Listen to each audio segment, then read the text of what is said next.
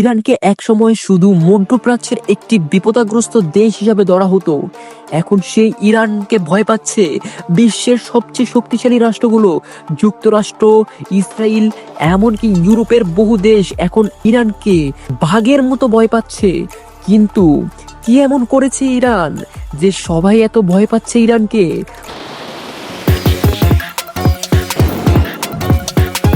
প্রথমত, ইরান সামরিক শক্তির দিক দিয়ে যে পরিমাণ এগিয়েছে তা অনেক দেশ এখনো কল্পনা করতে পারেনি। তারা নিজেদের দেশে যুদ্ধ বিমান, ড্রোন, ক্ষেপণাস্ত্র, সাবমেরিন থেকে শুরু করে সাইবার যুদ্ধের মতো অদৃশ্য অস্ত্র পর্যন্ত তৈরি করেছে। ধরুন তাদের সব থেকে আলোচিত অস্ত্র ফাওয়া, এটা হচ্ছে হাইপারসোনিক ক্ষেপণাস্ত্র। এই ক্ষেপণাস্ত্র 15 গুণ শব্দের গতিতে ছুটে যেতে পারে, যেটা এখনো পৃথিবীর অনেক উন্নত দেশ বানাতে পারেনি।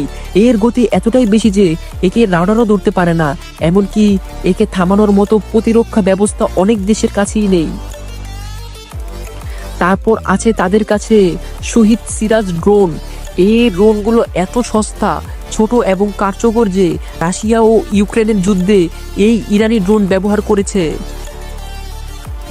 এক একটা ড্রোন মাত্র কয়েক হাজার ডলার খরচে বানানো যায়, কিন্তু এই ড্রোনগুলোর ধ্বংসের ক্ষমতা বিশাল।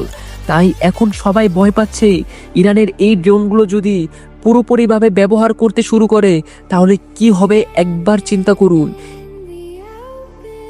আর ইরানের ব্যালিস্টিক মিসাইল প্রোগ্রাম তো এমন এক জায়গায় পৌঁছেছে যেটা শুধু মধ্যপ্রাচ্য নয়, ইউরোপ পর্যন্ত কাঁপিয়ে দিতে পারে। DF-15, খাইবার, ইমাদ, এরকম শক্তিশালী মিসাইল ইরানের গুদামে আছে। এদের অনেকগুলোর পাল্লা 2000 কিলোমিটারের বেশি, যার মানে হচ্ছে ইরান বসে থেকেও ইসরায়েল, সৌদি আরব, এমনকি ইউরোপের কিছু অংশে হামলা চালাতে পারে। ইরানের একটি বিশেষত্ব হলো তারা নিজেরাই সবকিছু বানাতে চায়, বাইরের উপর নির্ভর করে না। পশ্চিমা দেশগুলো যখন একটার পর একটা নিষেধাজ্ঞা দিচ্ছে, তখন ইরান নিজেই তাদের প্রযুক্তি ও অস্ত্র তৈরি করছে। তাদের আছে পারমাণবিক প্রযুক্তি, যার কারণে সবাই এখন ইরানকে নিয়ে বেশ চিন্তিত। যদিও ইরান বারবার বলে আসছে তারা পারমাণবিক অস্ত্র বানানো ছেড়ে দিয়েছে, কিন্তু তথ্য বলছে তারা এখন এতটাই কাছে পৌঁছে গেছে যে চাইলে তারা মাত্র 3 থেকে 4 মাসের মধ্যে পারমাণবিক বোমা বানিয়ে ফেলতে পারবে। এই তথ্য সিআই থেকে শুরু করে ইসরায়েল গোয়েন্দা পর্যন্ত সবাই জানে। এমনকি ইসরায়েলের প্রতিরক্ষা প্রধান একবার বলে ফেলেছিলেন ইরান এখন বোমা বানানোর একেবারে শেষ ধাপে পৌঁছে গিয়েছে। আর এই কথাগুলোর জবাব দিচ্ছে ইরান, শুধু কথায় না, কাজেও। ইসরায়েল যখন গাজায় হামলা চালালো, ইরান একের পর এক মিসাইল ড্রোন পাঠিয়ে যুদ্ধের পরিস্থিতি তৈরি করলো।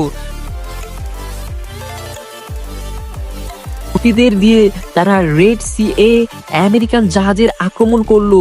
সবকিছু মিলিয়ে বোঝাই যাচ্ছে ইরান এখন আর চুপচাপ বসে থাকার, এখন তারা নিজেদেরকে বস হিসাবে দেখাতে চায়। বিশ্ব এখন একটা সমস্যায় পড়েছে।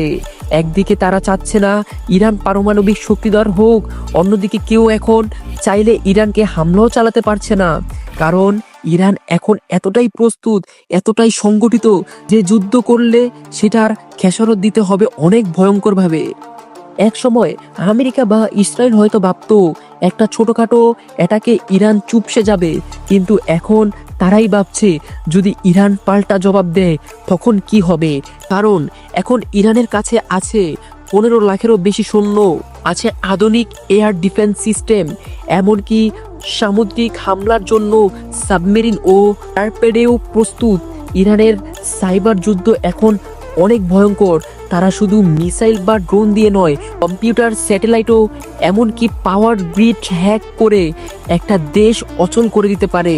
তাই আজকের দিনে ইরানকে আর কেউ হালকাভাবে নিতে চাচ্ছে না। ইসরায়েল যদি একটা ক্ষেপণাস্ত্র ছাড়ে, ইরান 100টা পাঠাতে সক্ষম। আর আমেরিকা যদি যুদ্ধ শুরু করে, সেটা ছড়িয়ে পড়বে পুরো মধ্যপ্রাচ্যে। সত্যি বলতে কেউ কোনোদিন কল্পনা করতে পারেনি এই নিষেধাজ্ঞায় জর্জরিত অশান্ত মধ্যপ্রাচ্য একটা দেশ এত দ্রুত এত ভয়ঙ্কর হয়ে উঠবে।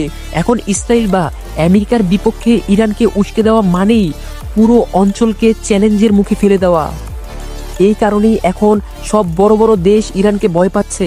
তারা জানে ইরান যদি চায় তাহলে সারা মধ্যপ্রাচ্যে যুদ্ধের ময়দান পরিণত করতে পারবে, আর সেই যুদ্ধ কেউই জয় হতে পারবে না।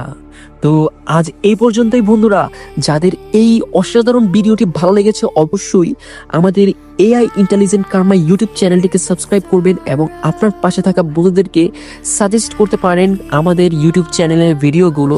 তো আজ এই পর্যন্তই। আসসালামু আলাইকুম।